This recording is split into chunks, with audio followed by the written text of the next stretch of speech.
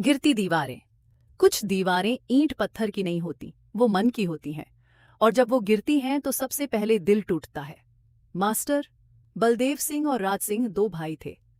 एक ही घर में जन्मे, एक ही माँ की गोद में पले। लेकिन जब बांटवारे की बात आई तो राज सिंह ने पक्का मकान अपने नाम करवा लिया और मास्टर साहब को मिली सिर्फ एक छोटी सी कोठरी और थोड़ा सा खेत। मास्टर साहब ने एक शब्द भी नहीं कहा।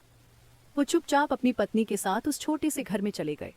बरसों बीत गए और दोनों परिवार अलग अलग दुनिया में जीने लगे। लेकिन बिमला, जो मास्टर साहब की बहू थी, उसने कभी ताई का हाथ नहीं छोड़ा। वह उनकी सेवा करती रही, उनसे लिपटी रही।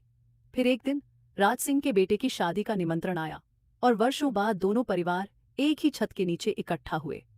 शाम ढली, बाजे बजे और तभी ताई के होठों से एक गीत निकल पड़ा।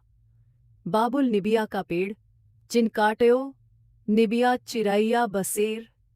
जैसे संयुक्त परिवार के रिश्ते ही नीम का वह पेड़ हो जिस पर कभी चिड़ियाओं बसेरा करती थीं, जिसे अब काट दिया गया था। ताई की आवाज कांप रही थी, आंखों से आंसू बह रहे थे और उनके साथ साथ सबकी आंखें भर आईं। राज सिंह खड़े थे, उनका कलेजा मुंह को आ गया। इतने सालों की जिद, इतनी दूरी, और इस एक गीत ने सब कुछ तोड़ दिया। बिमला दौड़ी और मास्टर साहब के गले लग गई। चाचा जी, मुझे माफ कर दीजिए, मैं बहुत देर से आई। मास्टर साहब की बाहें उसे थामने के लिए उठ गईं और राज सिंह का सिर झुक गया। मन में खड़ी दीवारें एक ही पल में गिर गईं और उनके गिरने का वेग तन मन की सारी सुध-बुध हर ले गया। सच तो यह है कि कुछ रिश्ते टूटते नहीं, बस कुछ समय के लिए झुक जाते हैं और जब फिर से सीधे होते हैं तो पहले से भी ज्यादा मजबूत हो जाते हैं।